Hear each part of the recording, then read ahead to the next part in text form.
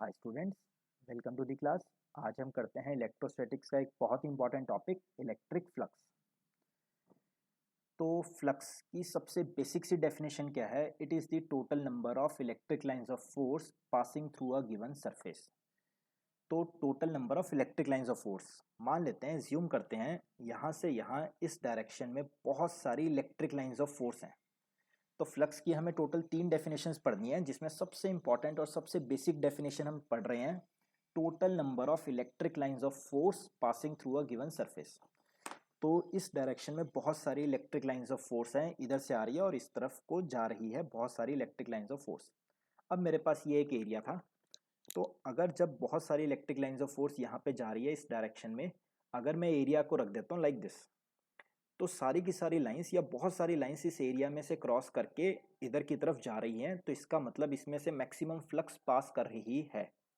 अगर मैं इस एरिया को रख देता हूँ लाइक दिस, ऐसे along the lines of direction of electric lines of force, तो इलेक्ट्रिक लाइंस ऑफ फोर्स वाली डायरेक्शन में अगर मैं इस एरिया को रख देता हूँ तो इसमें से कोई भी लाइन नहीं जा रही, कुछ ऊपर से चली गई कुछ नीचे से चली गई, तो इस एरिया में से कितनी लाइंस पास कर रही है इस टाइम? जीरो। तो इसमें से फ्लक्स कितनी लिंक कर रही है? जीरो। जैसे कि एग्जाम्पल नंबर 2 में बताया गया। और एग्जाम्पल नंबर 1 क्या था? अगर मैं इस एरिया को ऐसे रख देता हूँ, इस एरिया को ऐसे, तो बहुत सारी लाइंस इसको क्रॉस करते हुए यहाँ से जा रही हैं। जितनी ज़्यादा नंबर ऑफ लाइंस इसमें से पास करेंगे तो उसका क्या मतलब है, उतनी ज़्यादा इसमें से फ्लक्स पास कर रही है। अगर मैं इस एरिया को रख देता हूँ लाइक दिस, तो इसमें फ्लक्स कितनी है? जीरो। अगर ऐसे रख देते हैं तो फ्लक्स मैक्सिमम। अगर थोड़ा सा ऐसे कर देते हैं तो क्या हुआ? अब कुछ लाइंस ऊपर से निकल गई, कुछ इसमें से जा रही है, कुछ नीचे से निकल गई, तो इसमें फ्लक्स जीरो नहीं है, कुछ तो है। ऐसे रखता हूँ, लाइंस ऐसे जा रही हैं, तो फ्लक्स कितनी है जी? जीरो। ऐसे रखता हूँ तो कुछ फ्लक्स जाने लग गई, और जब ऐसे रख देते हैं वर्टिकल, तो क्या हो रहा है, इसमें से बहुत सारी लाइंस पास कर रही हैं, तो फ्लक्स क्या हो जाएगी? मैक्सिमम। चलिए जी, तो ये तो एग्जांपल नंबर 1 2 3 में आपने देखा, बिल्कुल ऐसे परपेंडिकुलर रखा हुआ है अगर, तो फ्लक्स मैक्सिमम। अगर मैंने हॉरिजॉन्टल ऐसे रख दिया तो फ्लक्स जीरो, और कुछ एंगल पे रख दिया तो फ्लक्स कुछ तो पास कर रही है। एक और एग्जांपल देख लेते हैं।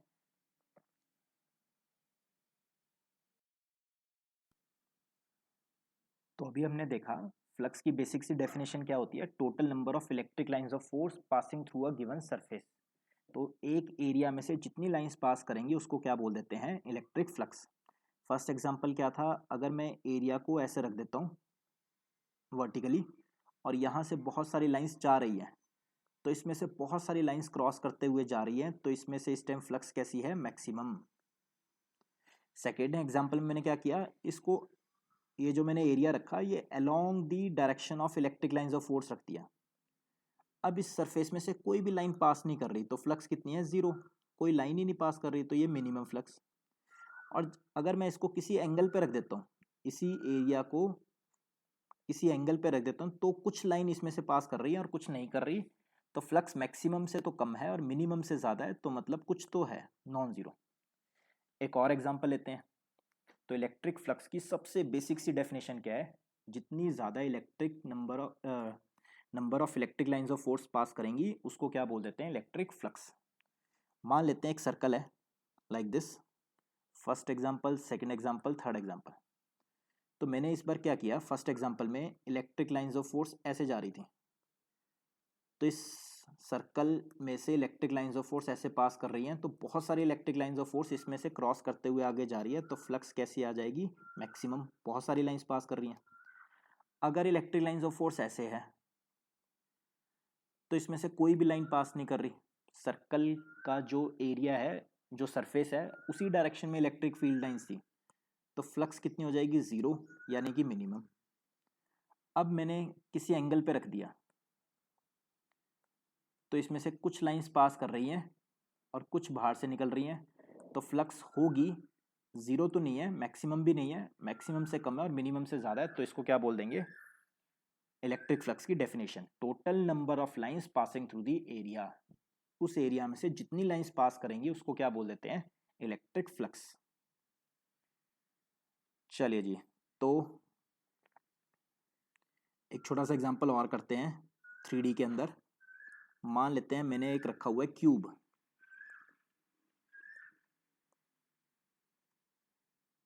तो ये क्यूब था और इस डायरेक्शन में बहुत सारी इलेक्ट्रिक लाइंस ऑफ फोर्स जा रही थी।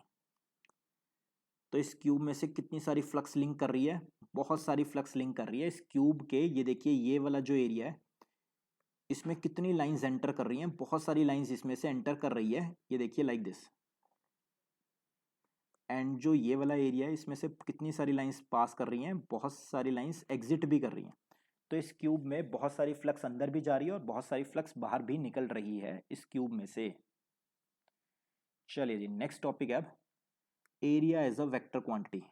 आज तक हम एरिया को स्केलर क्वांटिटी लेते थे, बट इस चैप्टर में आगे से हम क्या मानेंगे, area of a surface as vector quantity.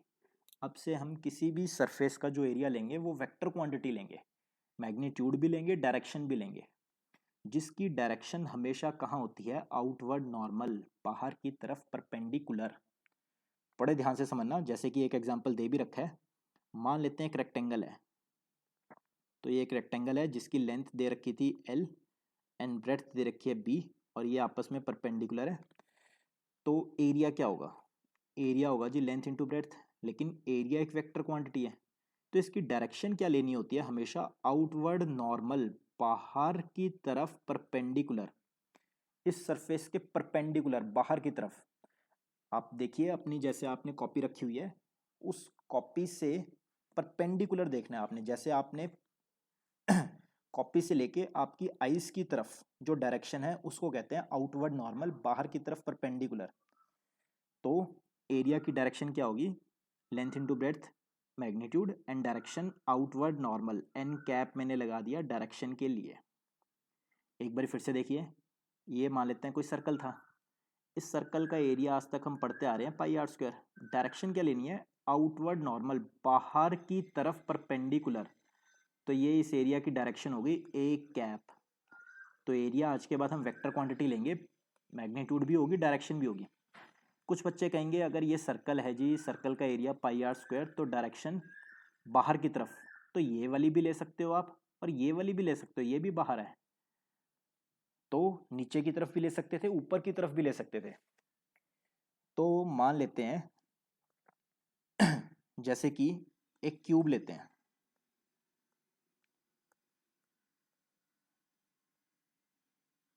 अच्छा जी, तो ये वाला जो सरफेस है ये वाला, इसकी डायरेक्शन क्या होगी, आउटवर्ड नॉर्मल, बाहर की तरफ परपेंडिकुलर।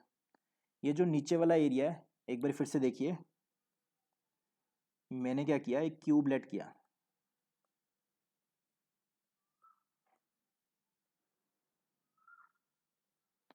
अब इस क्यूब में 6 फेसेस हैं, तो ये मान लेते हैं फर्स्ट फेस, ये सेकंड फेस, ये थर्ड फेस, ये फोर्थ फेस, एक सामने वाला फेस 5, एक पीछे वाला फेस 6। तो इन 6 के 6 फेसेस के एरिया की डायरेक्शन देखनी है। तो एरिया की डायरेक्शन क्या होती है, हमेशा आउटवर्ड नॉर्मल, पहले सरफेस का बाहर की तरफ परपेंडिकुलर, तो ये डायरेक्शन होगी। सेकंड सरफेस है जी ये वाला, तो इसका आउटवर्ड, अंदर की तरफ नहीं, बाहर की तरफ नॉर्मल, नॉर्मल मतलब परपेंडिकुलर, तो इसकी डायरेक्शन होगी ये। थर्ड सरफेस, ये सरफेस है, इसका बाहर की तरफ परपेंडिकुलर, तो ये होगी जी इसकी डायरेक्शन। फोर्थ सरफेस ये है ऊपर वाला रेक्टेंगल, इसकी डायरेक्शन आउटवर्ड नॉर्मल, ये वाली हो गई। फिफ्थ सरफेस था ये जो फ्रंट से आपको एक रेक्टेंगल दिख रहा है, इसकी डायरेक्शन क्या होगी, आउटवर्ड नॉर्मल। सिक्स्थ फेस है ये पीछे वाला सरफेस, इसकी भी डायरेक्शन बाहर की तरफ परपेंडिकुलर, तो ये हो गई सिक्स्थ की एरिया की डायरेक्शन। तो आज के बाद कोई भी एरिया होता है उसकी डायरेक्शन हमेशा क्या होती है, आउटवर्ड नॉर्मल। कॉपी पे आप कुछ भी बना रहे हैं, मान लेते हैं ये आपकी कॉपी, तो आउटवर्ड नॉर्मल, बाहर की तरफ परपेंडिकुलर, तो इसको क्या बोल देते हैं, एरिया की डायरेक्शन। चलिए जी नेक्स्ट है अब रिलेशन बिटवीन इलेक्ट्रिक फ्लक्स। तो मैंने आपको कहा था फ्लक्स की टोटल तीन डेफिनेशंस आएंगी। सबसे पहली और सबसे बेसिक डेफिनेशन क्या है, total number of electric lines of force passing through the area. एक एरिया में से जितनी लाइंस भी पास करेंगी उसको क्या बोल देते हैं, इलेक्ट्रिक फ्लक्स। जैसे कि अभी अभी हमने एग्जाम्पल भी देखे थे, अगर मैं एरिया ऐसे रखता हूँ और लाइंस ऐसे बनाता हूँ,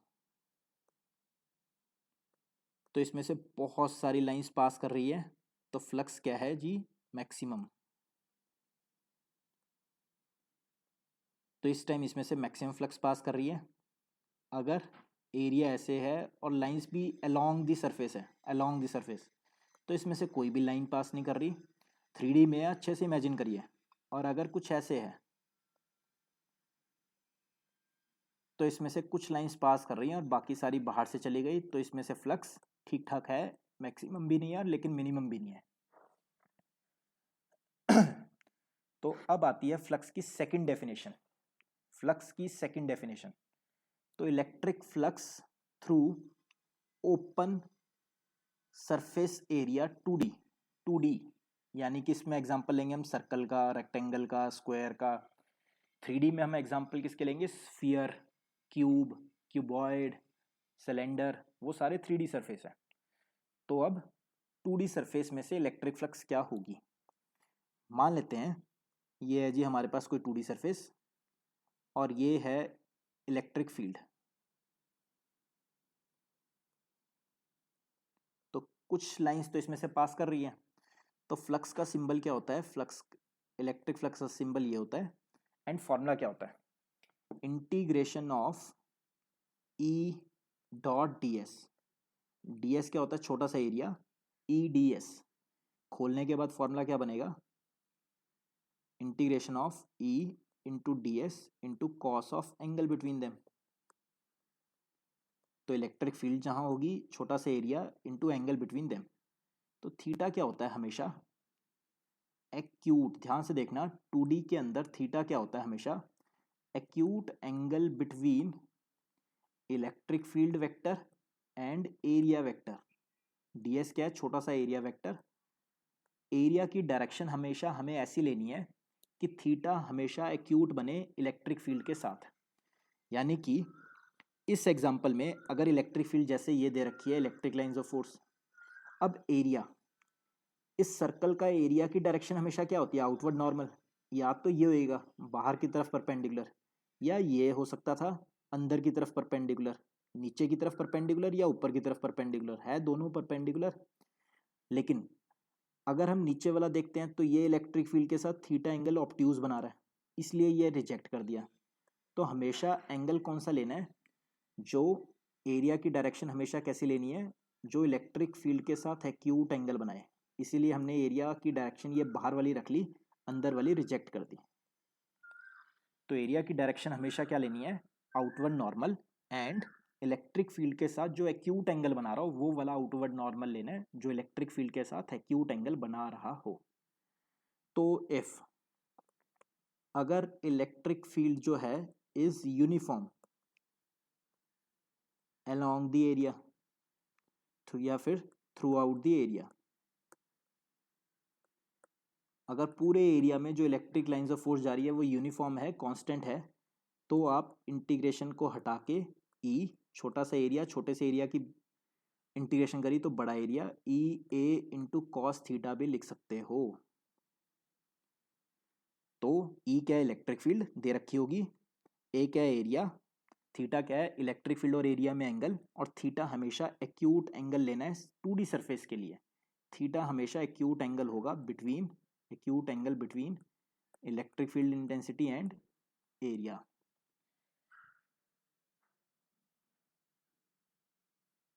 जैसे कि चलिए जी एक एग्जांपल देखते हैं इसका। जैसे हम स्टार्टिंग में एग्जांपल कर रहे थे कि ये थी इलेक्ट्रिक लाइंस ऑफ फोर्स, तो सबसे पहले मैंने एरिया रखा था ऐसे,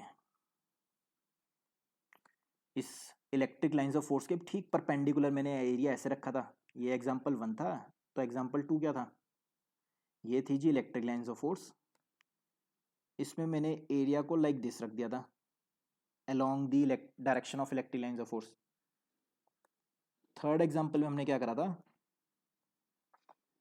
एरिया को थोड़ा इंक्लाइंड करके रख दिया था लाइक दिस।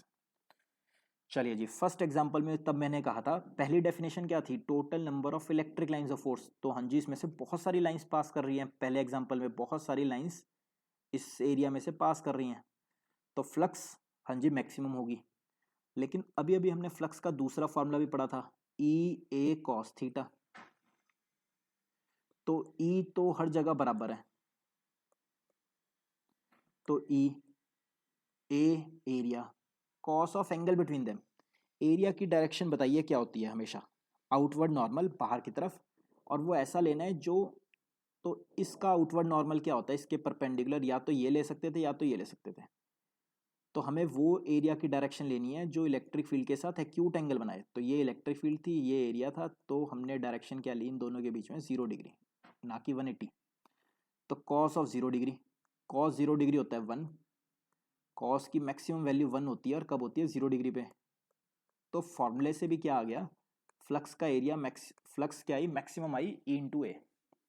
सेकेंड एग्जाम्पल में देखो, थ्योरी कहती थी टोटल लाइन इसमें से कोई भी लाइन पास नहीं कर रही, तो सेकंड एग्जाम्पल में जीरो आंसर होना चाहिए।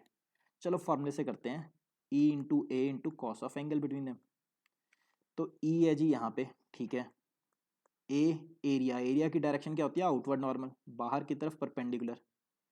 तो एरिया इलेक्ट्रिक फील्ड के साथ क्या एंगल बना रहा है इस बार, 90 डिग्री। कॉस 90 डिग्री क्या होता है, 0। तो फ्लक्स 0 आनी भी चाहिए थी, आ भी रही है, पहली डेफिनेशन से भी आ रही है, सेकंड डेफिनेशन से भी आ रही है। थर्ड एग्जाम्पल, तो E A cos of angle between them. तो ई तो है, एरिया भी है, दोनों में एंगल। तो ई इस बार है जी, ये देखो, ये एरिया आउटवर्ड नॉर्मल बाहर की तरफ परपेंडिकुलर, ये एरिया है, दोनों में कुछ एंगल है, ना 0 है ना 90 है, तो कुछ एंगल है। तो फ्लक्स आएगी, मैक्सिमम भी नहीं आएगी, मिनिमम भी नहीं आएगी, कुछ आएगी। तो जब, और कैसे एग्जांपल हमने पढ़े थे अभी, अगर ये सर्कल है, इसमें से electric lines of force cross करते हुए ऐसे निकल रही हैं इसमें से, तब मैंने कहा था फ्लक्स मैक्सिमम है ई। एरिया, एरिया की डायरेक्शन हमेशा क्या होती है, आउटवर्ड नॉर्मल, बाहर की तरफ परपेंडिकुलर। तो ये देखिए, ये एरिया की डायरेक्शन होगी, तो E into A cos of 0 degree. तो फ्लक्स क्या आएगी, ई इंटू ए, यानी कि मैक्सिमम। सेकंड एग्जांपल क्या था, कि एरिया ऐसे था और लाइंस भी ऐसी थी, तो flux E into A into cos of angle between them. तो ये थी जी electric field, area outward normal, तो ये एरिया था, तो E into A into cos of 90 degree. Cos 90 कितना होता है, 0, तो फ्लक्स कितनी हो गई, 0। तो अभी हमने देखा कि फ्लक्स मैक्सिमम कब होती है, फ्लक्स मिनिमम कब होती है, फॉर्मूले से देखा, लेकिन सबसे बेसिक डेफिनेशन वही है, total number of lines passing through the area. एक एरिया में से जितनी लाइंस पास करेंगी उसको क्या बोल देते हैं, फ्लक्स। चलिए जी नेक्स्ट, अभी हमने देखा फ्लक्स 2D सरफेस में, 2D सरफेस में से फ्लक्स का फॉर्मूला क्या होता है, ए डॉट डी एस। ई क्या है, electric field intensity, D S क्या है, छोटा सा एरिया, दोनों में एंगल कितना है, थीटा। थीटा क्या है, angle between E vector and area vector. 2D surface में थीटा हमेशा एक्यूट एंगल लेना है, कभी ऑब्ट्यूज आ ही नहीं सकता, 2D में नहीं आ सकता, 3D में आ सकता है। तो हेयर वी डिफाइंड, ये नोट में भी हमने ये लिखा हुआ है, एरिया की डायरेक्शन ऐसी लेनी है कि वो एक्यूट एंगल बनाए इलेक्ट्रिक फील्ड के साथ। तो 2D सरफेस में इलेक्ट्रिक फ्लक्स कभी नेगेटिव नहीं हो सकती, 2D में नहीं हो सकती, 3D में हो सकती है। कैसे हो सकती है वो अभी देखते हैं। चलिए जी नेक्स्ट है बहुत important, electric flux through closed surface area 3D। तो फ्लक्स के साथ हमेशा ये वर्ड बड़ा ही इंपॉर्टेंट होता है, electric flux linked through closed, पहले क्लोज्ड 2D सरफेस था, अब क्लोज्ड 3D सरफेस है।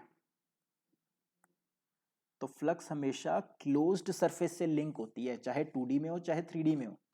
तो जब 2D हमने करा था तो क्लोज्ड मतलब सर्कल पूरा बंद होना चाहिए, क्लोज्ड होना चाहिए। कभी सर्कल ऐसा हो जाए, ओपन हो जाए, तो इसमें से कहें कि फ्लक्स कितनी पास करेगी, मान लेते हैं ऐसे ऐसे लाइंस भी दे रखी हैं, तो फ्लक्स कितनी है, 0। तो फ्लक्स हमेशा क्लोज्ड सरफेस में से होती है, सर्कल पूरा क्लोज होना चाहिए, ओपन कहीं से भी हुआ तो फ्लक्स हमेशा 0 होती है। तो क्लोज्ड सरफेस एरिया,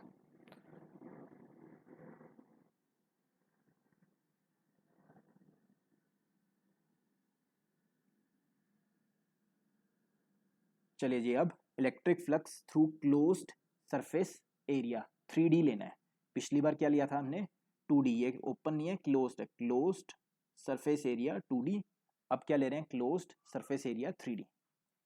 मान लेते हैं ये कोई सरफेस है, ये 3D में है, 3D हर तरफ से बंद, अब मानते हैं कुछ इलेक्ट्रिक लाइंस ऑफ फोर्स हैं लाइक दिस,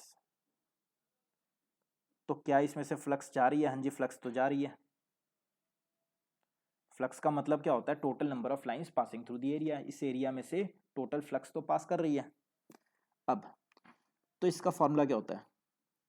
तो electric flux closed 3D surface में से क्या होता है? इंटीग्रेशन के इधर यहाँ पे एक सर्कल लगाना होता है ऐसे, तो E dot d S,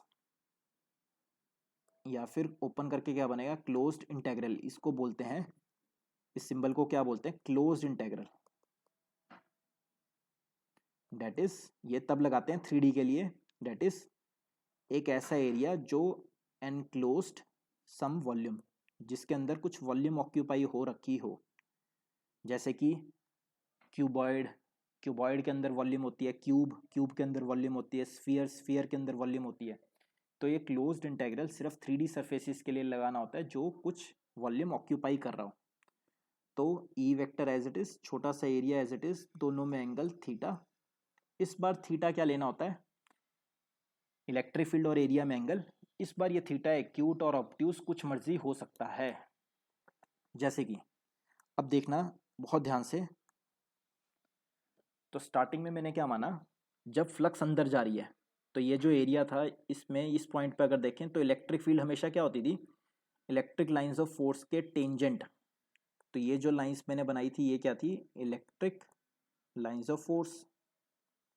electric lines of force के किसी भी पॉइंट पे मुझे इलेक्ट्रिक फील्ड की डायरेक्शन चाहिए तो क्या करना चाहिए? टेंजेंट बना दो। छोटा सा एरिया, तो ये था जी छोटा सा एरिया। एरिया की डायरेक्शन हमेशा कहाँ लेनी है? आउटवर्ड नॉर्मल, बाहर की तरफ परपेंडिकुलर। तो ये हो गया छोटा सा एरिया, डीएस की डायरेक्शन। अब इलेक्ट्रिक फील्ड में और एरिया में एंगल कितना है? थीटा। और सबको दिख रहा है ये थीटा हमेशा क्या आएगा? ऑब्ट्यूज आएगा, अंदर जाते हुए। जब इलेक्ट्रिक फील्ड अंदर जा रही है किसी सरफेस के तो थीटा हमेशा क्या आएगा? ऑब्ट्यूज। तो अंदर जाती हुई फ्लक्स क्या होगी? एंटरिंग।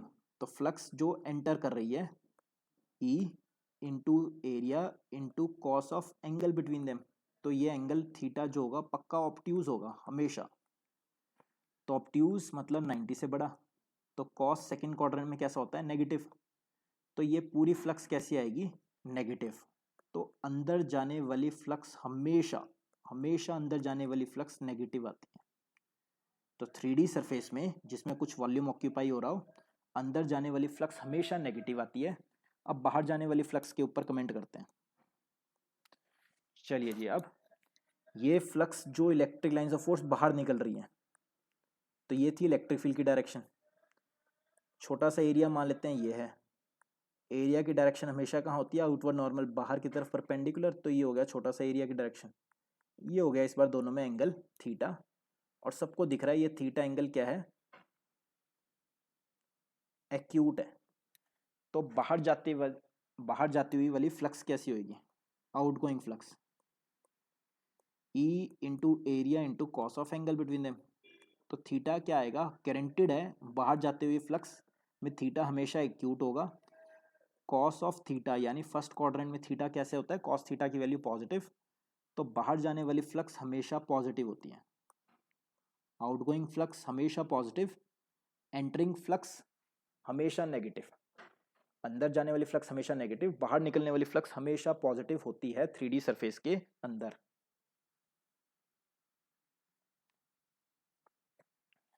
तो अभी हमने देखा क्लोज्ड 3D सरफेस के लिए फ्लक्स का फॉर्मूला क्या आया।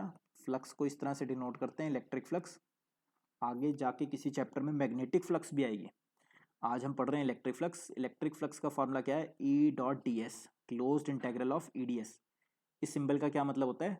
Closed integral, that is any surface enclosing some volume. तब फॉर्मूला होता है ई डी एस। तो खुलने के बाद E d S cos of theta. एक केस बनाते हैं, if electric field, if electric field is uniform. अगर इलेक्ट्रिक फील्ड यूनिफॉर्म है, चेंज नहीं हो रही थ्रू आउट द एरिया या अलोंग द एरिया, देन तब इलेक्ट्रिक फ्लक्स का फॉर्मूला क्या बन जाएगा? E area cos of angle between them, E into area into cos of angle between them. चलिए जी, एरिया क्या होता था, एरिया एक वेक्टर क्वांटिटी है, डायरेक्शन हमेशा क्या होती थी, आउटवर्ड नॉर्मल। जब 2D सरफेस है तो आउटवर्ड नॉर्मल वो वाला भी हो सकता था बाहर की तरफ, या इस तरह से भी हो सकता था नीचे की तरफ या ऊपर की तरफ। लेकिन जब 3D सरफेस था, 3D लाइक ये, अब ये जो फर्स्ट फेस था, ये देखिए फर्स्ट फेस था जो ये वाला, इसकी डायरेक्शन क्या होगी एरिया की। एरिया के बारे में हमेशा याद रखना, आउटवर्ड नॉर्मल, या तो इसका आउटवर्ड नॉर्मल ये हो सकता था बाहर की तरफ, या ऐसे वाला हो सकता था। तो हमने सेकंड वाला नहीं लेना, फर्स्ट वाला लेंगे, बाहर की तरफ परपेंडिकुलर, अंदर की तरफ नहीं जाना, बाहर की तरफ निकलना है। तो इस बॉक्स के अंदर नहीं जाना हमें, वो वाली डायरेक्शन नहीं लेनी, बाहर की तरफ परपेंडिकुलर लेना है। तो 3D में आपको इस बात का ध्यान रखना है। 2D में क्या था, परपेंडिकुलर लेना है, चाहे ये वाला ले लो चाहे ये वाला ले लो। तो हमें एरिया की डायरेक्शन हमेशा ऐसी लेनी थी जो इलेक्ट्रिक फील्ड के साथ बस एक्यूट एंगल बनाए, इलेक्ट्रिक फील्ड के साथ एक्यूट एंगल बनाए। अगर मान लेते हैं इलेक्ट्रिक फील्ड है ऐसी और एरिया है ये, तो अब इलेक्ट्रिक फील्ड ये है, अगर एरिया की डायरेक्शन अब कौन सी लोगे आप, अब एरिया हम ये वाला ले लेंगे, और इलेक्ट्रिक फील्ड थी ऐसे, ताकि ये दोनों में एंगल कितना हो, एक्यूट एंगल हो। तो एरिया की डायरेक्शन हमेशा आउटवर्ड नॉर्मल और ऐसी लेनी है जो इलेक्ट्रिक फील्ड के साथ एक्यूट एंगल बनाए 2D में। 3D में कोई चक्कर नहीं है, हमेशा आउटवर्ड नॉर्मल ही लेना है, अंदर की तरफ कभी नहीं लेना, हमेशा बाहर की तरफ नॉर्मल। जैसे कि एक छोटा सा एग्जांपल देखते हैं।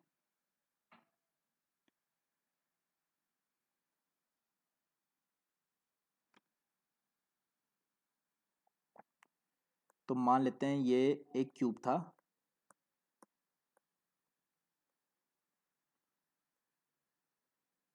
अब देखिए ये लाइंस मैंने मान ली लेफ्ट से आ रही हैं, राइट की तरफ जा रही हैं, इलेक्ट्रिक लाइंस ऑफ फोर्स। अब फटाफट से मेरा क्वेश्चन सुनना। मान लेते हैं हम 3 सरफेस लेते हैं। पहला सरफेस ये एक, ये मान लिया सरफेस 1। एक सरफेस ये लेते हैं 2, इसको ले लेते हैं सरफेस 2। एक ले लेते हैं ये टॉप वाला सरफेस, क्यूब या क्यूबॉइड जो भी है, इसका थर्ड सरफेस ये टॉप वाला। तीनों में से मुझे बताना है फ्लक्स कैसी होगी और कितनी होगी। तो जो फर्स्ट सरफेस है, अब फ्लक्स निकालते हैं फर्स्ट सरफेस में से। फर्स्ट सरफेस में से जो फ्लक्स है आपको भी दिख रहा है, ये अंदर जा रही है, अंदर जा रही है। तो पहली डेफिनेशन क्या होती थी, total lines passing through the area. अगर इस एरिया फर्स्ट वाले एरिया की बात करें तो काफ़ी सारी लाइंस इसमें से अंदर जा रही हैं, तो फ्लक्स आएगी। और याद करो अंदर जाने वाली फ्लक्स हमेशा कैसी होती थी, 3D सरफेस में अंदर जाने वाली फ्लक्स हमेशा नेगेटिव होती थी। चलो देखते हैं अब। तो ई तो जी ई है एरिया। अब देखो ये जो फर्स्ट सरफेस है इसका एरिया कौन सा लेना है, आउटवर्ड नॉर्मल, बाहर की तरफ परपेंडिकुलर, अंदर नहीं जाना बाहर निकलना है। तो ये एरिया आ गया। दोनों में एंगल कितना है, 180 डिग्री। कॉस 180 कैसे होता है, -1, कॉस 180 होता है -1। तो आंसर कितना आ गया, -E है। तो पहले सरफेस में से इतनी फ्लक्स है, ये भी मैक्सिमम है, बहुत सारी लाइंस एंटर कर रही है तो फ्लक्स मैक्सिमम है। नेगेटिव तो बस ये बता रहा है कि अंदर जाने वाली फ्लक्स है, तो फ्लक्स एंटर कर रही है, नेगेटिव साइन सिर्फ ये बता रहा है लाइंस बहुत सारी। तो बहुत सारी लाइंस अंदर जा रही थी फर्स्ट एरिया में से। चलिए सेकंड एरिया में से देखते हैं। तो सेकंड सरफेस ये था, इलेक्ट्रिक फील्ड की डायरेक्शन ये है, एरिया भी क्या लेना, आउटवर्ड नॉर्मल बाहर की तरफ, तो ये एरिया। इस बार दोनों में एंगल कितना है, 0 डिग्री। तो cos 0 मैक्सिमम होता है 1। तो फ्लक्स सेकंड सरफेस में से कितनी ज़्यादा निकल रही है ये भी मैक्सिमम, फर्स्ट वाली भी मैक्सिमम थी, सेकंड एरिया में से भी मैक्सिमम आई। सिर्फ फर्स्ट में जो नेगेटिव आंसर आया था वो ये बता रहा था फ्लक्स अंदर जा रही है, और यहाँ पॉजिटिव आंसर आया तो ये क्या बता रहा है, बाहर निकल रही है, आउटगोइंग फ्लक्स है, किसी सरफेस में से बाहर निकल रही है, इसलिए पॉजिटिव। फर्स्ट सरफेस में से अंदर जा रही थी इसलिए नेगेटिव है, वो भी मैक्सिमम है, ये भी मैक्सिमम। अब पहली डेफिनेशन लगा के देखो, थर्ड सरफेस में से कितनी फ्लक्स जाएगी, थर्ड में से। पहली डेफिनेशन कहती थी टोटल लाइंस, तो ऊपर वाला एरिया तो बस एज इट इज रखा हुआ है, इसमें से तो कोई भी लाइन पास नहीं कर रही, तो फ्लक्स 0 होनी चाहिए। चलो देखते हैं, E into area into cos of angle between them. ये देखिए जो टॉप वाला सरफेस है इसका एरिया क्या होगा, आउटवर्ड नॉर्मल, बाहर की तरफ परपेंडिकुलर। तो एरिया में और इलेक्ट्रिक फील्ड वही है, इलेक्ट्रिक फील्ड में और एरिया में एंगल कितना बना इस बार 90 डिग्री। तो कॉस 90 कितना होता है 0। तो फ्लक्स उसमें से कोई भी लिंक नहीं कर रही, पहली डेफिनेशन लगाओ या सेकंड डेफिनेशन लगाओ एक ही तरह का आंसर आएगा। तो आज की क्लास आपने थोड़ी सी डिफिकल्ट क्लास थी, क्यों थी, बट डायरेक्शन आपको ध्यान से समझनी है। 3D फिगर्स हैं, मुझे 2D में समझाना पड़ा इसलिए थोड़ी सी डिफिकल्ट क्लास थी, बट जो जो मैंने बोला है बहुत ध्यान से सुनते हुए एनालाइज करना है, विजुअलाइज करना है आपको। तो चाहे एक या दो बारी और क्लास लगानी पड़े, थोड़ी डिफिकल्ट क्लास थी बट ज़रूर लगाना बारी बारी जब तक आपको अच्छे से समझ ना आ जाए। नेक्स्ट टॉपिक करेंगे हम गॉस लॉ, और वो भी बहुत इंपॉर्टेंट है और ये सारा फ्लक्स का कंसेप्ट उसमें यूज़ होगा। फ्लक्स की एक बार हम क्या करते हैं, फ्लक्स की स्टार्टिंग में देखा था हमने, यूनिट्स के बारे में भी कमेंट कर लेते हैं। तो फ्लक्स एक स्केलर क्वांटिटी है, इलेक्ट्रिक फ्लक्स एक स्केलर क्वांटिटी है जिसकी यूनिट्स क्या होती है, वोल्ट मीटर। कैसे पता लगा देखते हैं। फ्लक्स का फॉर्मूला क्या है, ई into A into cos of angle between them. तो ई क्या होता था, इलेक्ट्रिक फील्ड की यूनिट हमने देखा था, इलेक्ट्रिक फील्ड को क्या बोलते थे, DV by D R, potential gradient. तो voltage volt over distance metre. Area, area क्या होता है जी, मीटर स्क्वायर। तो 1 मीटर से 1 मीटर कैंसिल हो गया, वोल्ट मीटर, वोल्ट मीटर। तो इलेक्ट्रिक फ्लक्स की यूनिट क्या होती है, वोल्ट मीटर। और इलेक्ट्रिक फ्लक्स एक स्केलर क्वांटिटी है, सिर्फ मैग्नीट्यूड आएगा, फ्लक्स की कोई डायरेक्शन नहीं होती, ये एक स्केलर क्वांटिटी है। चलिए जी, नेक्स्ट टाइम गॉस लॉ करेंगे, बहुत इंपॉर्टेंट टॉपिक होगा, आपको ये बारी बारी रिवाइज करके रखना है। Thank you guys, thank you so much. If you like our video please press the like button and keep sharing the video with your